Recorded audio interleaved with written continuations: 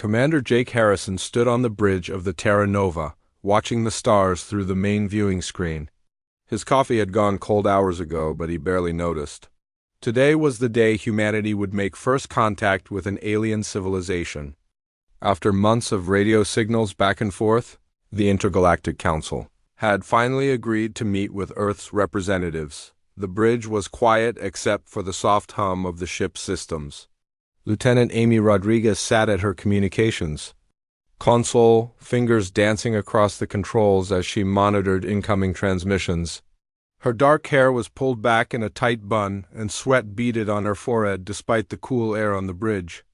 "Commander, we're receiving a transmission from the Council ship," Amy said, her voice steady despite the excitement Jake could see in her eyes.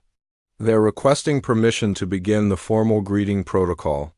Jake nodded and straightened his uniform. "Put it through, Lieutenant." The main screen flickered, and suddenly Jake was looking at his first alien being.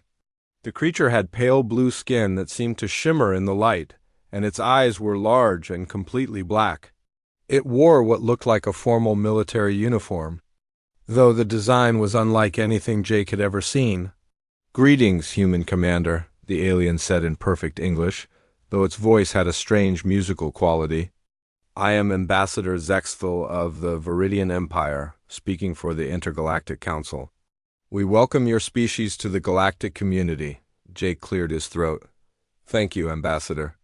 I'm Commander Jake Harrison of the United Earth Space Force. We're honored to meet with you." The alien's head tilted slightly, which Jake hoped was a good sign.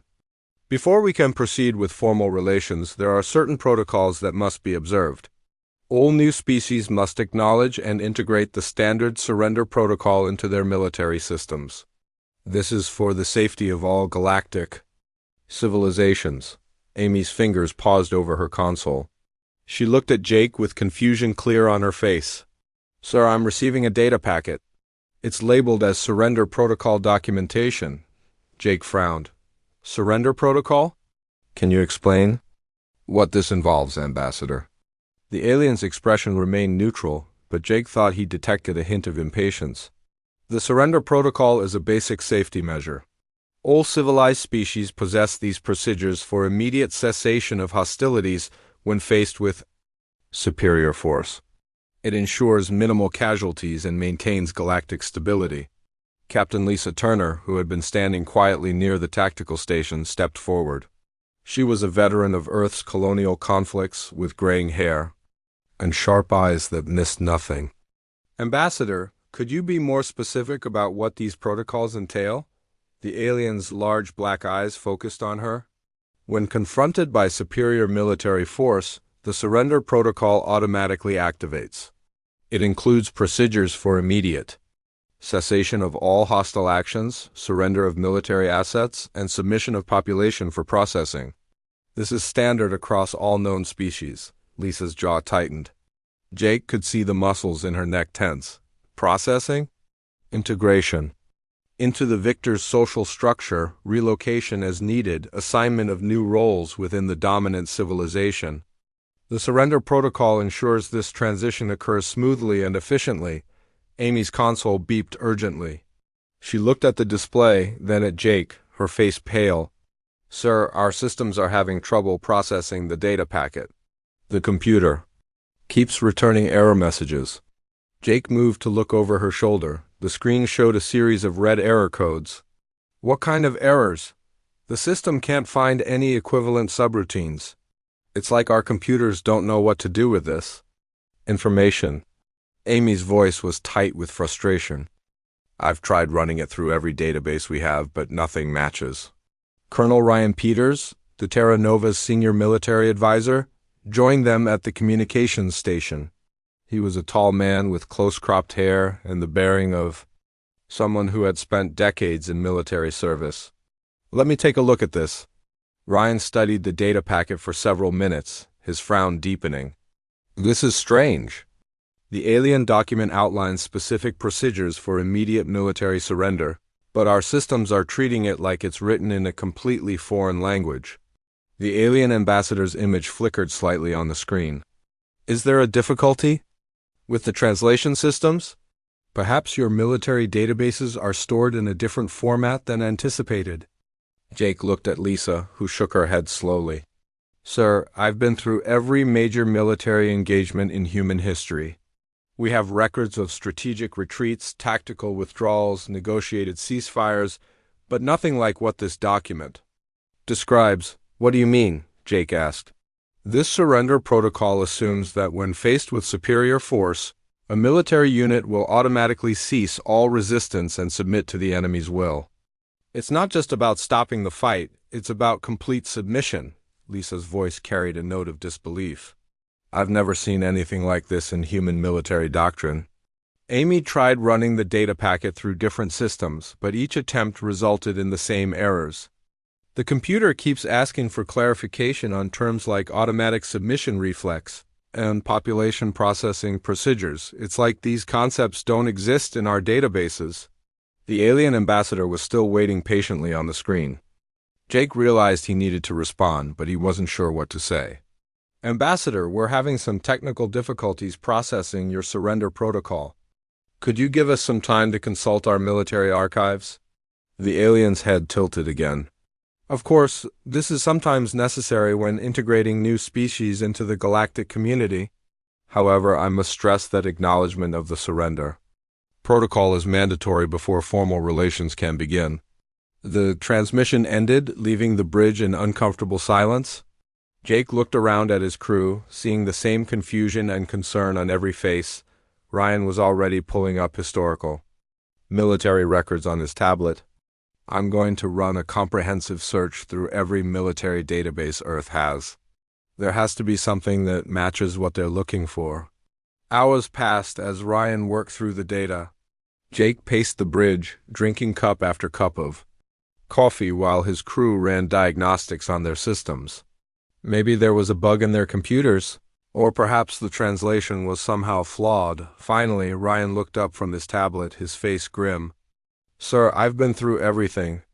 Every major conflict, every military manual, every strategic doctrine we have on record. I found plenty of examples of surrender, but not what they're describing. What's the difference? Jake asked. Human. Surrender is a conscious choice made by commanders when continuing to fight would result in unnecessary casualties. It's a tactical decision based on circumstances. Ryan paused, choosing his words carefully. What the aliens are describing sounds like an automatic reflex. When faced with superior force, their species apparently just stops fighting and submits. Lisa shook her head. That's not how humans work. We might retreat, we might negotiate, but we don't just automatically give up when the odds are against us. Amy looked up from her console. Sir, we're receiving another transmission from the council ship. They're asking for a status update on the surrender protocol integration. Jake straightened his uniform again. Put them through. The alien ambassador reappeared on the screen, and Jake thought he detected a slight edge to its musical voice. Commander Harrison, have you completed the surrender protocol integration? Ambassador, we've conducted a thorough search of our military archives, and we cannot locate any procedures that match your surrender protocol requirements. The alien's large black eyes seemed to focus more intently on Jake. Are you saying that your species does not possess surrender protocols? We have procedures for surrender in specific tactical situations, but nothing like the automatic submission protocols you've described. There was a long pause. The alien's expression was difficult to read, but Jake had the uncomfortable feeling that he had just said something very wrong. Commander Harrison, every known species in the galaxy possesses basic surrender protocols. They are fundamental to survival and civilized behavior. Are you certain your people do not have these procedures? Jake looked at his crew, seeing the same uncertainty in their faces that he felt. Ambassador, I can only tell you what we found. Humans don't appear to have the type of automatic surrender response you're describing. The alien's image flickered again, and when it stabilized, Jake could see other figures moving in the background of the council ship. This is unexpected. We will need to consult with our superiors about how to proceed. The transmission ended abruptly, leaving Jake and his crew staring at a blank screen. The silence on the bridge stretched uncomfortably long. Sir, Amy said quietly, I don't think that went well. Jake sank into his command chair, suddenly feeling very tired. No, Lieutenant. I don't think it did. The emergency session of the Intergalactic Council convened just 3 days after the humans claimed they had no surrender protocols. Council Speaker Morden of the Crystalline Collective stood at the center of the great chamber, his transparent body catching and reflecting the light from a dozen different star systems. Representatives from 12 major galactic civilizations filled the curved rows of seats, their various forms creating a rainbow of colors and shapes. We are gathered here today to address a most unusual situation, Morden announced, his voice carrying clearly through the chamber's translation systems. The human species has claimed they do not possess surrender protocols. This is the first time in recorded galactic history that such a claim has been made. A ripple of concern moved through the assembled delegates. Ambassador Zexthal of the Viridian Empire rose from his seat. Speaker Morden, I conducted the initial contact with the humans personally. They have repeatedly stated that they cannot locate any surrender protocols in their military systems. When pressed for clarification, they seemed genuinely confused by the concept. Dr. Elena Foster sat in the human delegation area, watching the proceedings with growing unease. She had arrived at the council station aboard the diplomatic vessel New Horizons just hours earlier, bringing with her a comprehensive database of human military doctrine. As Earth's first xenobiologist, she had spent years preparing for this moment, but nothing had prepared her for the current situation. Perhaps we should hear from the human representative, Morden suggested. Dr. Foster, would you care to address the council? Elena stood, her legs feeling unsteady. The weight of representing her entire species pressed down on her shoulders. Honorable council members, I believe there may be a misunderstanding here. Humans are certainly capable of surrender. We have extensive records of military surrenders throughout our history. General Vorguk of the Hegemony, a massive creature with thick armor plating and 6 arms, leaned forward in his seat. Dr. Foster, we are not questioning your species' ability to surrender. We are concerned about the absence of automatic surrender protocols. These are involuntary responses that activate when faced with overwhelming force. Elena frowned. Not sure I understand the distinction, General. Allow me to explain, Vorgak rumbled. When my species encounters a force that is clearly superior, our surrender protocols automatically engage. We cannot choose to fight against impossible odds. It is a survival mechanism built into our psychology. Other delegates began nodding in agreement. The representative from the Aquatic Confederation, a blue-skinned being with gills along its neck, spoke up. The same is true for my people. When faced with certain defeat, we instinctively submit to preserve our lives and our species. Elena felt a chill run down her spine. You're saying that your species cannot choose to fight when the odds are against you. Choose? The words seemed to confuse several of the delegates. Survival is not a choice, Dr. Foster. It is an instinct.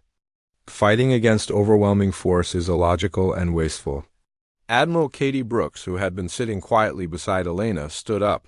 She was a stern woman with silver hair and the bearing of someone who had spent decades in military service. With respect, council members, humans don't see it that way. We have many examples of forces continuing to fight against superior numbers. The chamber fell silent. General Vorgak's 6 arms moved restlessly. Admiral Brooks, are you saying that humans will fight even when victory is impossible? Sometimes, yes. It depends on what we're fighting for. Katie's voice was steady and confident. We have records of small groups of soldiers holding positions against vastly superior forces, sometimes fighting to the last man to protect civilians or to buy time for reinforcements. The silence stretched longer. Elena could see the alien delegates exchanging glances, and she had the uncomfortable feeling that Katie had just made things worse. Captain Ben Murphy, a military historian who had come aboard the New Horizons specifically to help explain human military doctrine, pulled up a file on his tablet. I can provide specific examples if that would help. The Battle of Thermopylae, where 300 Spartans held off thousands of Persian soldiers. The Alamo, where a small group of defenders fought to the death against overwhelming odds. The Battle of Saragossa, where civilians continued fighting even after their military was defeated. The alien delegates listened in what Elena could only describe as growing horror. The representative from the Peaceful Union, a small creature, with large eyes and delicate features, actually recoiled when Ben mentioned civilians continuing to fight. You are saying that non-military humans will fight against trained soldiers? The Union representative asked in a voice barely above a whisper. In certain circumstances, yes, Ben replied. When their homes and families are threatened, humans often choose to fight rather than surrender, even when they have no military training. Dr. Silvath of the Council's Xenopsychology Department, a tall being with tentacles instead of arms, rose from her seat. This is deeply troubling. Every known species in the galaxy has evolved submission reflexes as a survival mechanism. A species that lacks these reflexes represents a potential threat to galactic stability. Elena stood quickly. Dr. Silvath, I must object to the characterization of humans as a threat. We are a peaceful species. We came here seeking friendship and cooperation. But you cannot surrender when faced with superior force, Silvath replied. This suggests a fundamental flaw in your species' psychology. You are capable of fighting until complete annihilation rather than preserving your lives through submission. Admiral Brooks stepped forward. Dr. Silvath, humans can and do surrender when it makes tactical sense. We're not mindless fighters. We simply don't have an automatic response that prevents us from fighting when we choose to. Choice, Silvath repeated the word as if it were foreign. You can choose to fight against impossible odds. You can choose to die rather than submit. This is not normal behavior, the chamber erupted in concerned voices. Elena could hear fragments of conversation from the various delegates, and none of it sounded good. Words like dangerous, unstable, and threat kept reaching her ears. Speaker Morden called for order. Dr. Silvath, what is your professional assessment of the human psychological profile? The xenopsychologist's tentacles moved in what Elena assumed was the equivalent of a shrug. Based on what we have heard today, I believe the humans are suffering from a species-wide psychological disorder. Their inability to recognize and submit to superior force represents a significant deviation from normal sentient behavior. Elena felt her heart sinking. Dr. Silvath, I must protest. Humans are not psychologically defective. We have built a stable civilization, developed advanced technology, and created works of art and literature. We are not a species of mindless warriors. Perhaps not mindless, Silvath conceded, but your willingness to fight impossible battles suggests a serious flaw in your survival instincts. No rational being would choose certain death over submission. General Vorgaka's armor plating shifted as he leaned forward. Dr. Foster, Admiral Brooks, I must ask you directly, if faced with a force that could easily destroy your entire species, would humans surrender? Elena and Katie exchanged glances. The question hung in the air like a physical weight. Elena knew that the answer could determine humanity's future in the galaxy. That would depend on the circumstances, Katie said carefully. If surrender meant the preservation of human life and freedom, then yes, we would surrender. But if surrender meant slavery or extinction, then humans would likely choose to fight. Even if fighting meant certain death? Vorgak pressed. Even. Then, Katie replied quietly, the chamber fell completely silent. Elena could hear her own heartbeat in her ears. The alien delegates stared at the human representatives with expressions she couldn't read, but she was certain they weren't friendly. Speaker Morden was the first to break the silence. This is indeed unprecedented. We must consider the implications of admitting a species into the galactic community that cannot guarantee they will surrender when faced with overwhelming force. The representative from the Merchant Guild, a creature that looked like a cross between a spider and a tree, spoke up. What if they influence other species? What if their psychological disorder spreads? It's not a disorder, Elena said desperately. It's just a different way of thinking about survival and freedom. Freedom, Dr. Silvath mused. another concept that appears to be more important to humans than survival itself. This confirms my assessment that your species suffers from a fundamental psychological flaw. Admiral Brooks' jaw tightened. Dr. Sylveth, I would remind you that this so-called flaw has allowed humans to survive and thrive on a dangerous planet. We didn't become the dominant species on Earth by giving up when things got difficult. And that is precisely what concerns us, General Vorgak rumbled. A species that refuses to submit to superior force is a species that cannot be safely integrated into galactic civilization. Elena felt tears stinging her eyes. Everything was going wrong. What should have been humanity's introduction to the galaxy was turning into a trial of their very nature. Captain Murphy cleared his throat. Council members, I think there may be a misunderstanding about human nature. War Marshal Vextar of the Hegemony stood before the Council's military committee, his massive frame casting a shadow across the conference table. His thick armor plating gleamed under the artificial lights, and his 6 arms moved with practiced military precision as he presented his case. Council members, the human threat is clear and present, Vextar declared, his voice carrying the authority of someone who had commanded fleets across the galaxy. A species that cannot surrender is a species that cannot be reasoned with. They must be contained before they can spread their dangerous psychology to other civilizations. The other military representatives nodded in agreement. General Vorgak leaned forward in his seat. Marshal Vextar speaks wisdom. We have protocols for dealing with aggressive species, but we have never encountered a species that simply cannot submit to superior force. Dr. Sylveth consulted her notes. My psychological evaluation confirms that humans suffer from a species-wide disorder. Their inability to recognize hopeless situations and submit accordingly represents a fundamental flaw in their survival programming. Meanwhile, 3 sectors away, Commander Alex Stone stood on the bridge of the patrol ship Endeavour, watching his tactical display with growing concern. 50 Hegemony warships had surrounded his small vessel, their weapons trained on his hull. The communication request had been coming in for the past hour, but Alex had been stalling, trying to figure out what was happening. Sir, they're demanding we surrender our ship and crew for protective custody, reported Lieutenant Dan Foster, the ship's communications officer. They say it's for our own safety until the Council can resolve the surrender protocol issue. Alex studied the tactical display. The Hegemony ships were massive, each one capable of destroying the Endeavour with a single shot. Any rational military commander would recognize the impossible odds and surrender immediately. But Alex found himself thinking about his crew, about the families back on Earth who were counting on them to represent humanity with dignity.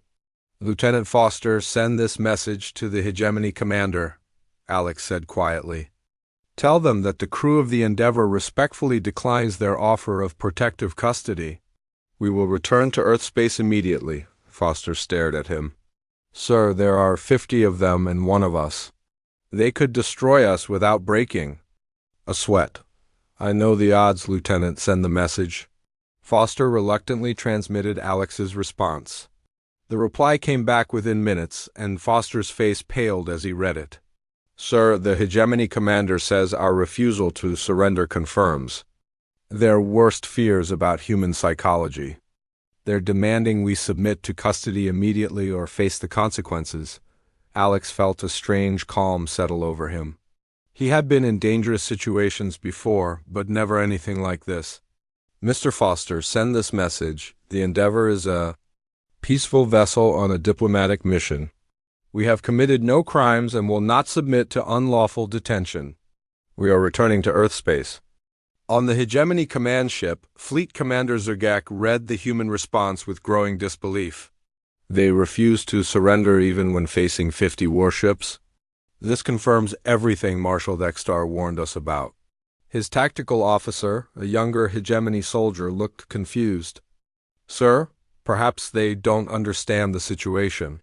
Should we explain the odds to them? They understand perfectly, Zergak replied grimly. They simply don't care. This is the human psychological disorder in action. They cannot surrender even when facing certain death? Back on the council station, Dr. Rachel Grant was making her own desperate attempt to explain human behavior to the alien delegates. As Earth's leading behavioral psychologist, she had hoped to bridge the gap between human and alien psychology. Instead, she found herself facing a room full of beings who seemed genuinely terrified of her species. Council members, I must emphasize that humans can and do surrender, Rachel said, her voice steady despite the hostile atmosphere. We have extensive records of prisoners of war, negotiated surrenders, and peaceful resolutions to conflicts. The representative from the Peaceful Union, a small being with large eyes and delicate features, shook her head. Dr. Grant, we have reviewed your historical records. Yes, humans sometimes surrender, but only when it serves their strategic purposes. You do not have automatic submission responses. That's correct, Rachel admitted. Human surrender is a conscious choice, based on circumstances, not an involuntary reflex. The Union representative recoiled as if Rachel had struck her. You are saying that humans can choose to fight even when victory is impossible? That they can choose death over submission? In certain circumstances, yes. A wave of horrified murmurs swept through the chamber. Rachel realized that her honesty was making things worse. But she couldn't bring herself to lie about human nature. The situation deteriorated further when Captain Nick Taylor's merchant vessel, the Tradewind, was intercepted by Council forces near the border of human space. Nick had been making routine supply runs between Earth colonies for 15 years, and he had never encountered anything like the alien patrol that now blocked his path. Human vessel, you are ordered to surrender your cargo and submit to inspection, came the transmission from the lead alien ship. New Council regulations require all human vessels to be searched for psychological contamination materials. Nick stared at the message display in disbelief. Psychological contamination materials? What the hell is that supposed to mean? His co-pilot, a young woman named Beth Clark, looked equally confused. Captain, I think they're talking about human military doctrine and history files. The news report said the Council thinks our military records are dangerous. Nick's temper flared. He had been hauling cargo through space for most of his adult life, and he had never surrendered his ship to anyone. Like hell they are. Beth, send them this message. The Tradewind is a registered merchant vessel carrying medical supplies to the Proxima colony. We are not surrendering our cargo to anyone. The alien response came back immediately. Human Captain, your refusal to surrender confirms Council intelligence about human psychological disorders. Submit immediately or face containment. Nick's reply was a stream of creative profanity that the translation system struggled to process. The aliens interpreted his colorful language as aggressive territorial display and dominance assertion protocols. Confirming their worst fears about human behavior, Lieutenant Colonel Diana Ross watched the deteriorating situation from humanity's first embassy on the Council homeworld. She had been stationed there for only 2 weeks, but she could already see that diplomatic relations were crumbling faster than anyone had anticipated.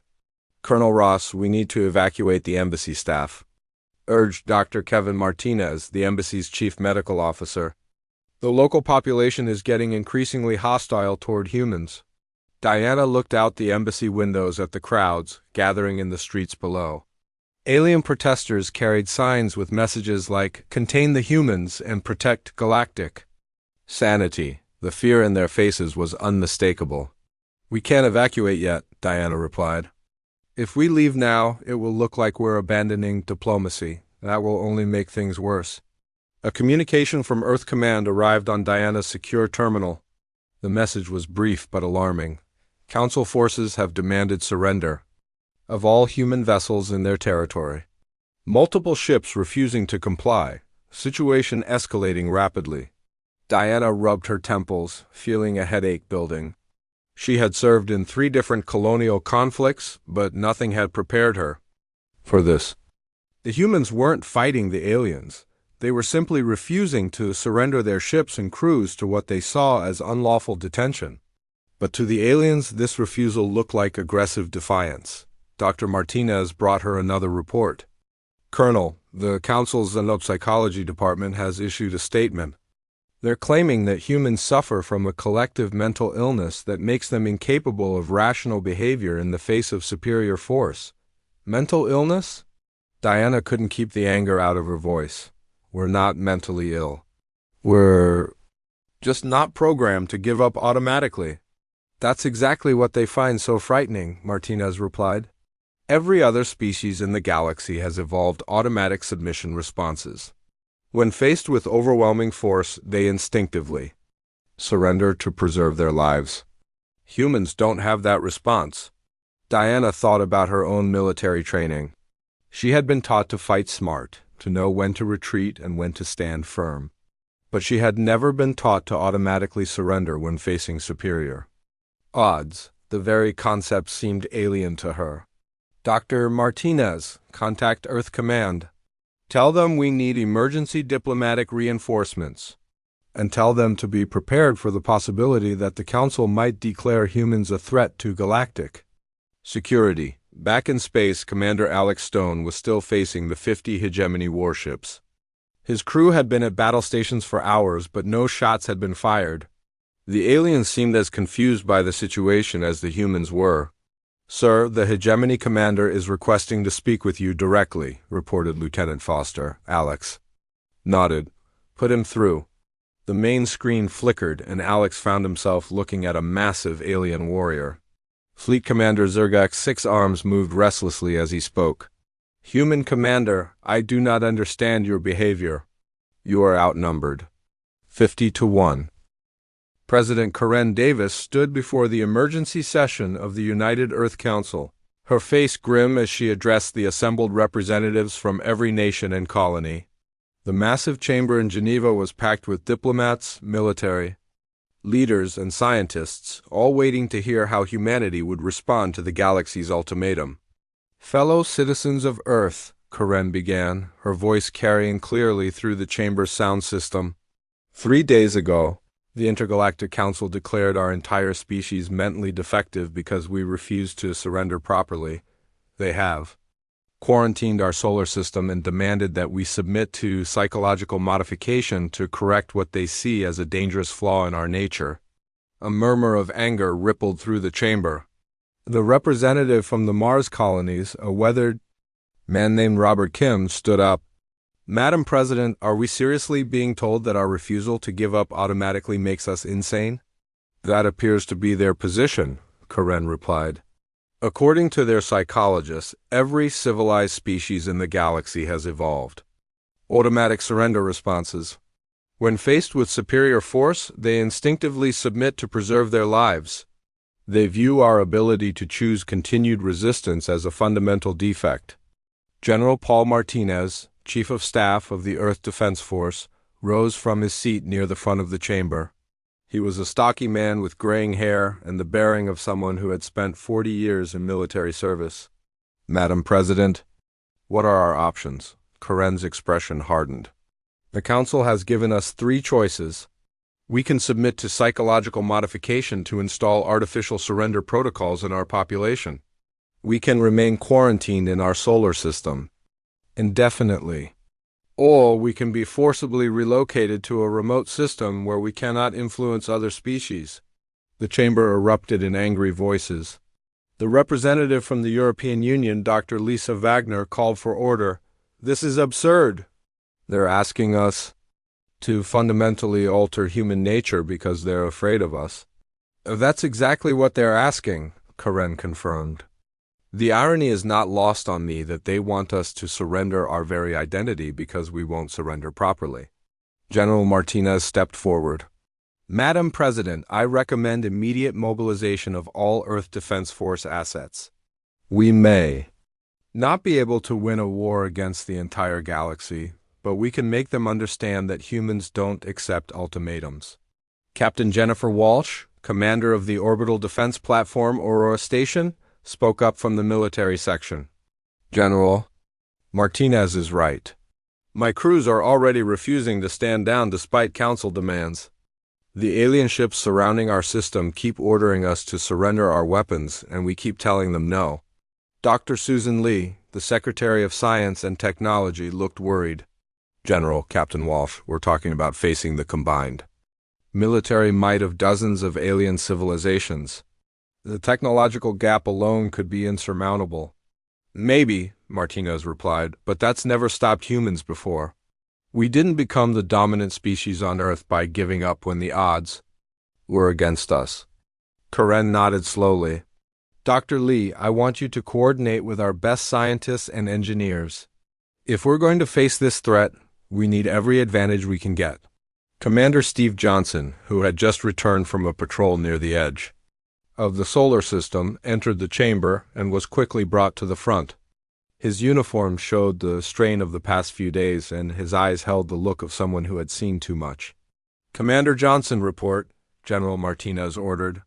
Sir, we've had multiple encounters with Council forces over the past 72 hours. They keep demanding we surrender our ships and return to Earth for processing. When we refuse, they seem genuinely confused by our behavior. Karen leaned forward. Confused how? They keep asking why we won't submit to superior force. It's like they can't understand that we have a choice in the matter. One alien commander actually asked me if humans were incapable of feeling fear. The representative from the African Union, Dr. Michael Okafor, stood up. Commander, what did you tell him? I told him that humans feel fear just like anyone else, but we don't let fear make our decisions for us. Johnson paused, remembering the conversation. The alien looked at me like I had just claimed I could fly. Meanwhile, deep in the research laboratories beneath the Swiss Alps, Dr. Maria Santos was working frantically with her team to develop new defensive technologies. She was a brilliant engineer who had spent her career designing spacecraft systems, but now she found herself trying to solve an impossible problem. The issue isn't just the technology gap, Maria explained to her assistant, Dr. Tom Rodriguez. It's the philosophical difference. Their weapons and defenses are designed around the assumption that any rational being will surrender when faced with overwhelming force. Tom looked up from his computer terminal. So their systems are built to accept surrender, not to fight to the death? Exactly. Every alien military doctrine we've seen assumes that conflicts will end when one side recognizes they cannot win. They have protocols for processing surrendered populations, but not for dealing with enemies who refuse to give up. Maria pulled up a holographic display showing alien ship designs. Look at this hegemony battleship. It has massive firepower, but its defenses are relatively weak because they assume any enemy will surrender before a prolonged battle becomes necessary. What are you thinking? Tom asked. I'm thinking that if we can't match their firepower, maybe we can outlast their tactics. If we design our ships and weapons to keep fighting even when victory seems impossible, we might be able to turn their own assumptions against them. Captain Tony Lewis stood on the bridge of the colony ship, Freedom, watching the alien blockade ships through his main viewer. His vessel carried 3,000 colonists who had been traveling to establish a new settlement in the Alpha Centauri system when the crisis began. The Council ships had ordered him to return to Earth immediately, but Tony had other ideas. Captain, the alien commander is demanding a response to his latest surrender order, reported his communications officer, Lieutenant Sarah Kim. Tony studied the tactical display. There were 20 alien ships surrounding the Freedom, each one capable of destroying his lightly armed colony vessel. But the 3,000 people aboard his ship had left Earth to build a new life among the stars, and Tony wasn't about to let alien fear send them back home. Lieutenant Kim, send this message to the alien commander. The Freedom is a civilian vessel carrying families to their new home. We have committed no crimes and will not be turned back by threats. The response came back within minutes. Captain Lewis, your refusal to comply with Council directives proves that humans cannot be trusted in galactic space. Return to Earth immediately or face the consequences. Tony's jaw tightened. Send this reply. The people aboard this ship left Earth to be free. We will continue to our destination. If you intend to fire on a ship full of families, that says more about your civilization than ours. The alien ships held their positions but did not fire. Tony knew they were confused by his response. In their experience, any rational being would recognize the hopeless situation and surrender. The fact that humans continued to resist even when protecting civilians was beyond their understanding. Ambassador Lucy Shun was working behind the scenes on the council station, trying to find moderate voices among the alien delegates. She had spent her career in diplomatic service, but nothing had prepared her for the current crisis. Ambassador Teevil, surely there must be some way to resolve this peacefully, Lucy said to the representative from the scholarly assembly, a tall being with 4 arms and skin that changed colors based on his emotions. Teevil's skin showed patterns of deep concern. Ambassador Chun, you must understand our position. Your species appears to be fundamentally different from every other form of intelligent life we have encountered. This difference creates fear. Different doesn't mean dangerous, Lucy argued. Humans have shown no aggressive intentions toward any council species. But you refuse to surrender when faced with superior force. This suggests that humans cannot be reasoned with in a crisis. What if conflict arises? How can we negotiate with a species that might choose death over submission? Lucy felt a flash of frustration. Ambassador Teevil, would you want your people to automatically surrender their freedom to any force that claimed to be superior? Teevil's skin shifted to patterns Lucy didn't recognize. Freedom is an abstract concept, Ambassador Chun. Survival is concrete. Any rational being chooses survival over abstract principles. That's where you're wrong, Lucy replied quietly. Humans believe that some things are more important than individual survival. Freedom, justice, the protection of our families. These aren't abstract concepts to us. They're the reasons we survive. The conversation was interrupted by an urgent communication from General Martinez on Earth. The message was brief but alarming. Ambassador Chun, we have reports of Council military buildups in 12 systems. They appear to be preparing for forced relocation operations. Estimate 6 days before they're ready to move against human territory. Lucy felt her heart sink. Despite her diplomatic efforts, the situation was spiraling toward conflict. The aliens. The first sign that something was terribly wrong came from the Outer Rim territories. Long-range sensors detected massive energy signatures moving toward Council space at incredible speeds.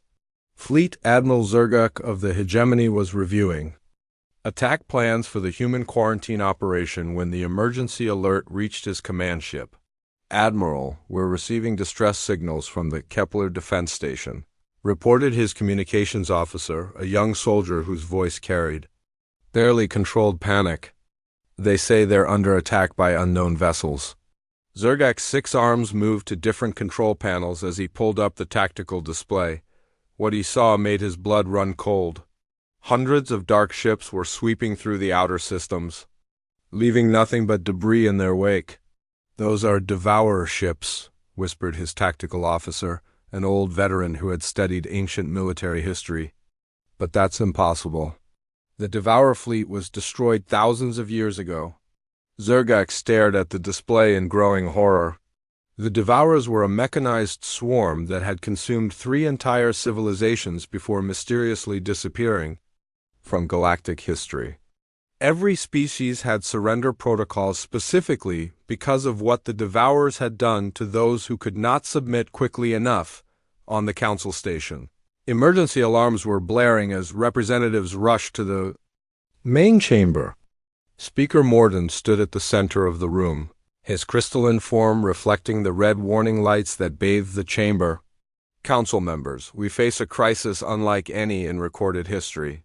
Morden announced, his voice carrying over the chaos. The Devourer fleet has returned to our galaxy. A wave of terror swept through the assembled delegates. Dr. Sylveth of the Xenopsychology Department was frantically reviewing ancient records on her tablet. The historical data is clear. The Devourers do not respond to surrender protocols. They simply consume everything in their path. War Marshal Vexstar was already coordinating the Council's military response. All fleets are to implement immediate surrender preparations. When the Devourers arrive, we must be ready to submit to minimize casualties.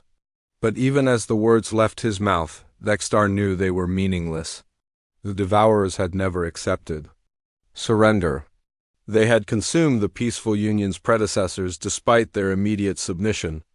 They had processed the entire Viridian home fleet even after it had followed perfect surrender protocols. Captain Mike Rogers stood on the bridge of the human battle group, defiant, watching the approaching Devourer fleet through his tactical display. He had been ordered to maintain position at the edge of human space, but the alien distress signals were impossible to ignore. "Sir, we're receiving emergency transmissions from Council forces throughout the sector," reported Lieutenant Carroll Adams, his communications officer. "They're asking for immediate assistance against the Devourer attack." Mike looked at his crew. The Defiant and her escort ships represented less than 1% of the firepower the Devourers were bringing to bear. Any rational commander would recognize the impossible odds and withdraw to a safer position. "All ships, this is Captain Rogers," Mike announced over the fleet communication channel. "We're moving to engage the Devourer fleet. Our mission is to buy time for civilian evacuations." His tactical officer, Commander Janet Murphy, stared at him. "Sir, there are thousands of them and only 12 of us. We can't possibly win this." "Fight. Probably not," Mike agreed. "But we can make them pay for every inch of space they take." The human battle group moved toward the Devourer fleet at maximum speed. Mike knew that most of his crew would not survive the next few hours, but he also knew that running away was not an option. Somewhere behind the Devourer lines, alien civilians were dying because they had surrendered too quickly for their own good. Admiral Sandra Hill received the emergency communication from Captain Rogers just as she was preparing to implement Earth's defensive strategy. The message was brief but clear: the Devourers were back, and human ships were already engaging them despite impossible odds. "All fleet commanders, this is Admiral Hill," Sandra announced over the command network. "We have a new situation. The Devourer fleet has returned and is attacking Council territory. Captain Rogers is engaging them with Battle Group Defiant. General Martinez joined Sandra in the Fleet Command Center. Admiral, our intelligence suggests the Devourers were designed to exploit surrender protocols. Species that submitted immediately were processed efficiently. Those that resisted created problems for their systems." Sandra studied the tactical reports coming in from the battle zone. "Are you saying that surrendering to the Devourers actually made things worse?" "That's exactly what I'm saying. The ancient records show that the 3 civilizations they consumed all had perfect surrender protocols. They submitted immediately when faced with superior force, which made them easy targets." Dr. Jane Adams, who had been studying ancient Devourer technology, rushed into the command center carrying her research tablet. "Admiral Hill, I think I understand what happened to the original Devourer fleet. They didn't disappear. They went into hibernation because they ran out of targets that would fight back." Sandra frowned. "Explain." "The Devourers were built to process surrendered populations efficiently, but their programming couldn't handle enemies that refused to surrender. When they encountered resistance that wouldn't quit, their systems started developing errors." Jane pulled up holographic displays. "Showing ancient battle data? Look at this." Every time the Devourers faced prolonged resistance, their coordination systems became less efficient. They were designed to exploit submission, not to fight determined enemies. Back in the battle zone, Captain Rogers and his crews were discovering the truth of Jane's research firsthand. The Devourer ships were incredibly powerful, but their tactics seemed designed around enemies that would surrender quickly. When the human ships continued fighting even after taking massive damage, the Devourer formations began to show signs of confusion. "Sir, the enemy fleet is breaking formation," reported Commander Murphy from her tactical station. "They're not responding to our refusal to retreat the way they should." Mike watched as Devourer ships collided with each other, their coordination systems apparently unable to process the human tactic of fighting until destruction. "Keep hitting them. Don't let up for a second." The battle raged for hours. Human ships were destroyed one by one, but each loss created more chaos in the Devourer ranks. The mechanized fleet had been programmed to handle quick, efficient conquests, not prolonged battles against enemies that refused to quit. Commander Rick Davis, captain of the heavy cruiser Indomitable, found himself facing 3 Devourer battleships simultaneously. His ship was heavily damaged, his crew was exhausted, but Davis refused to consider withdrawal. "All hands, this is the captain," Davis announced over the ship's communication system. "We're going to ram the lead Devourer ship. It's been an honor. Serving with you?" The Indomitable accelerated toward the enemy formation at maximum speed. As the ship tore itself apart against the Devourer hull, something unexpected happened. The enemy ship's systems began cascading failures, spreading to the other ships in the formation like a virus. Dr. Adams watched the battle data, streaming in from the combat zone with growing excitement. "Admiral Hill, I think we've found their weakness. The Devourers can't handle enemies that fight to total destruction. Their processing systems are creating feedback loops when they encounter absolute resistance." Sandra studied the tactical displays. "Dr. Adams, are you saying that our refusal to surrender is actually damaging their fleet? More than that. I think our psychological profile, our inability to surrender automatically, makes us the perfect weapon against the Devourers. We're literally designed to exploit their weakness." General Martinez was already coordinating reinforcements. All available ships moved to support the battle group. This is our chance to turn the tide. The tide of battle shifted as more human ships arrived.